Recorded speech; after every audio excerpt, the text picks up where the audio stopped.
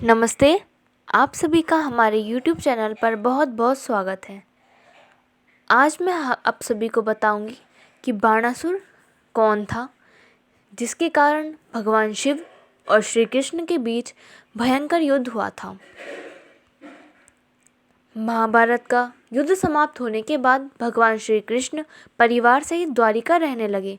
श्री कृष्ण के पुत्र थे प्रद्युम्न और प्रद्युम्न के पुत्र थे अनिरुद्ध, इसलिए अनिरुद्ध को श्री कृष्ण का पौत्र कहा जाता है। पौराणिक कथा के अनुसार उषा और अनिरुद्ध एक दूसरे से प्रेम करते थे। उषा शोणितपुर के राजा बाणासुर की कन्या थी। बाणासुर को शिवजी का वरदान प्राप्त था कि जब भी कोई संकट आएगा तो वह उसकी रक्षा करेंगे। एक दिन उषा ने अनिरुद्ध से मिलने की इच्छा में अनिरुद्ध का अपहरण कर लिया और ओखीमठ में, जो वर्तमान समय में केदारनाथ ज्योतिर्लिंग के पास मौजूद, वहां पर सुरक्षित कर दिया। माना जाता है कि यहीं पर दोनों ने गंधर्व विवाह कर लिया था। बाणासुर को जब दोनों के प्रेम और विवाह की जानकारी हुई तो वह क्रोधित हो उठा और उसने क्रोध में आकर अनिरुद्ध को बंधक बनाकर कारागार में डाल दिया। दूसरी तरफ जैसे ही अनिरुद्ध के बंदी बनाए जाने की सूचना भगवान श्री कृष्ण को हुई तो उन्होंने सेना लेकर तुरंत बाणासुर के राज्य पर आक्रमण कर दिया।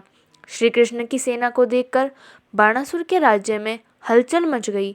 बलराम, प्रद्युम्न, सात्यकी, गदा, सांब, सर्ण, उपनंदा, भद्रा आदि भगवान श्री कृष्ण के साथ थे। विशाल सेना को देखकर बाणासुर समझ गया कि युद्ध भयंकर होगा, इसलिए उसने भगवान शिव का ध्यान लगाया और रक्षा करने के लिए कहा।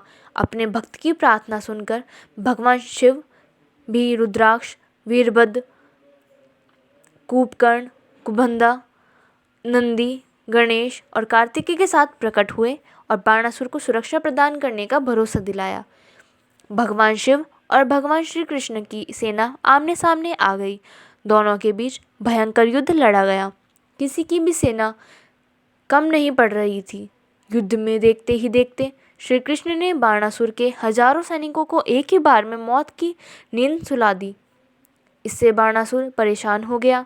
शिवजी से बाणासुर ने पुनः प्रार्थना की। इसके बाद श्री शिवजी और श्री कृष्ण के बीच सीधा युद्ध आरंभ हो गया। दोनों तरफ से विध्वंसक अस्त्र शस्त्रों का प्रयोग किया गया।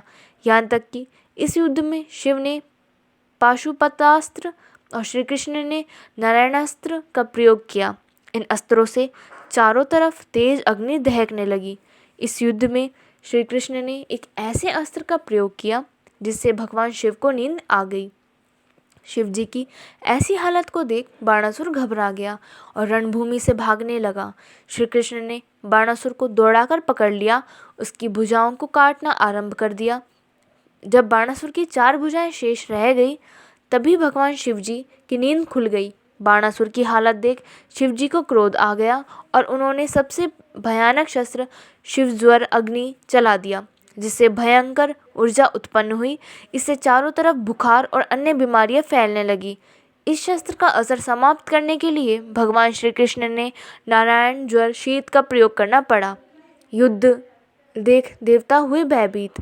भगवान शिव और श्री कृष्ण के बीच युद्ध में भयंकर अस्त्र शस्त्रों का प्रयोग होता देख देवता घबरा गए। देवताओं को चिंता होने लगी कि यदि इस युद्ध को समाप्त नहीं कराया गया तो संपूर्ण सृष्टि का नाश हो जाएगा। सभी देवतागण ब्रह्मा जी के पास प्रार्थना लेकर पहुँचे। ब्रह्मा जी ने कहा कि इस युद्ध को सिर्फ माँ दुर्गा ही रोक सकती हैं। सभी देवता माँ दुर्गा की स्तुति करने लगे। माँ प्रकट हुई और देवताओं को युद्ध समाप्त करने का आश्वासन दिया। माँ दुर्गा ने भगवान शिव और भगवान श्री कृष्ण को शांत किया। इस प्रकार ये युद्ध समाप्त हुआ। युद्ध समाप्त होने की बाणासुर ने भगवान शिव और भगवान श्री कृष्ण से क्षमा मांगी। बाणासुर ने कहा उसकी वजह से दोनों के बीच युद्ध हुआ, इसलिए वह आत्मग्लानि से भर गया है।